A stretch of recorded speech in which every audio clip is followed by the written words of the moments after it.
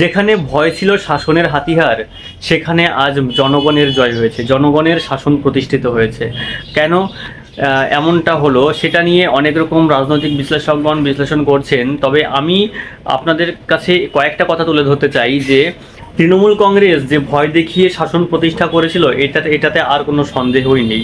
কারণ দেখুন, আমরা অতীতের নির্বাচনগুলো দেখে এসেছি যে তৃণমূল পশ্চিমবঙ্গে যতগুলো নির্বাচন হয়েছে প্রত্যেকটা নির্বাচনেই হিংসা দেখেছি আমরা, প্রত্যেকটা নির্বাচনেই আমরা রক্তপাত দেখেছি, এমনকি জীবনের অবসানও ঘটেছে নির্বাচন দেখেছি।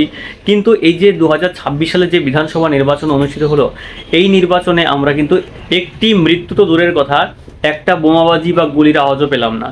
এবং এই নির্বাচনেই তৃণমূল কংগ্রেসের সরকার পতন ঘটলো।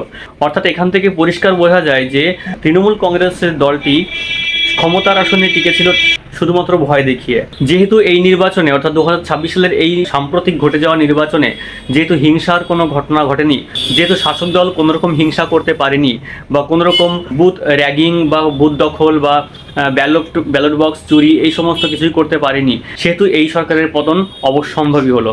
অর্থাৎ এখান থেকে পরিষ্কার বোঝা যায় যে মানুষের মনে কিন্তু এই সরকারের প্রতি বীতশ্রদ্ধ মনোভাব অর্থাৎ বিতৃষ্ণা অবশ্যই আগে থেকেই ছিল। শুধুমাত্র তৃণমূল কংগ্রেসের ভয় দেখানো, শাসানি এবং ক্ষমতার অপব্যবহার, ঔদ্ধত্যপূর্ণ আচরণ বা দম্ভ, এই সমস্ত কিছুকে চূর্ণ বিচূর্ণ করে জনগণ আজকে তার স্বাধীনভাবে তার মত প্রকাশ করতে পেরেছে। এবং এটাই তো গণতন্ত্রের নিয়ম যে জনগণ তার মত প্রকাশ করবে স্বাধীনভাবে, এখানে কোনো রকম প্রতিবন্ধকতা থাকবে না, কোনো রকম বাধা থাকবে না।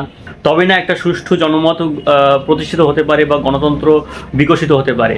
এবং এই নির্বাচনে আমরা এটাই দেখেছি যে জনগণ তার মতামত নির্দ্বিধায়, নির্বিঘ্নে, নির্ভয়ে দিতে পেরেছে। এবং এই নির্বাচনের মধ্যেই শাসক দলের দম্ভ, শাসক দলের অহংকার, শাসক দলের ঔদ্ধত্য সম্পূর্ণ ভেঙে চুরমার হয়ে গেছে এবং জনগণের শাসন প্রতিষ্ঠিত হতে চলেছে বলে আমার বিশ্বাস। এবং সেই সাথে ভারতীয় জনতা পার্টি এই প্রথমবার পশ্চিমবঙ্গের মাটিতে তার সরকার গঠন করতে চলেছে। এবং আমরা সাধারণ জনগণ হিসেবে আমাদের এই সরকারের কাছে দাবি থাকবে একটাই, মানুষ যাতে সুষ্ঠুভাবে তার মতামত প্রকাশ করতে পারে, স্বাধীনতা ভোগ করতে পারে এবং রাজ্যের মহিলারা সর্বক্ষেত্রে যেন স্বাধীনভাবে চলাফেরা করতে পারে, কোনোরকম ভীতি তাদের মধ্যে যেন কাজ না করে।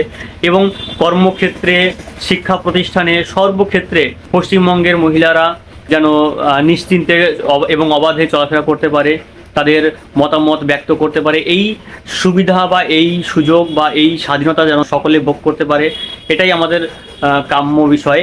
এবং আরেকটা গুরুত্বপূর্ণ বিষয় হলো এই যে তৃণমূল কংগ্রেস শাসন ক্ষমতায় থাকাকালীন সময়ে যেরকম অন্যায় অবিচার হয়েছে, যেরকম চাকরি চুরি হয়েছে, যেরকম দুর্নীতি হয়েছে, যেরকম ভাতা প্রকল্পের মাধ্যমে দীর্ঘমেয়াদী উন্নয়নকে থামিয়ে দেওয়া হয়েছে, মানুষ আজ এই সব কিছুর বিরুদ্ধেই তার রায় দিয়েছে।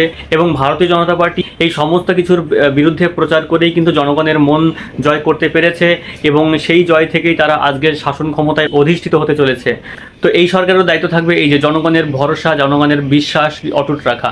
সেই সঙ্গে এতদিন ধরে শিক্ষিত বেকার যুব সমাজ যেরকম বঞ্চিত হয়ে আসছিল, তাদের মেধার যে তারা মূল্য পাচ্ছিল না, সেদিকে যেন এই সরকার খেয়াল রাখে। যুব সমাজের পক্ষ থেকে এই সরকারের প্রতি আবেদন যে তারা মেধার গুরুত্ব দিয়ে, মেধাকে যেন বঞ্চিত না করে কর্মসংস্থানের ব্যবস্থা করে। এবং আরেকটা কথা গুরুত্বপূর্ণ যে পশ্চিমবঙ্গের যুব সমাজ কিন্তু ভাতা প্রকল্পে বিশ্বাসী নয়, স্বল্পমেয়াদী বেনিফিটে কিন্তু বিশ্বাসী নয়, চাই দীর্ঘমেয়াদী উন্নয়ন, চাই দীর্ঘমেয়াদী কর্মের সংস্থান।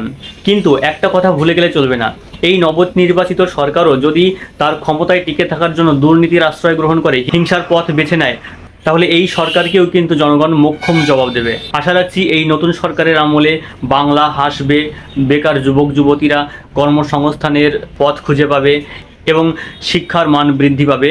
সর্বোপরি এক নতুন স্বচ্ছ বাংলা আমরা পাবো এই সরকারের কাছ থেকে, আশা রাখছি। আজকে এইটুকুই বলার ছিল। সকলে ভালো থাকবেন, ধন্যবাদ।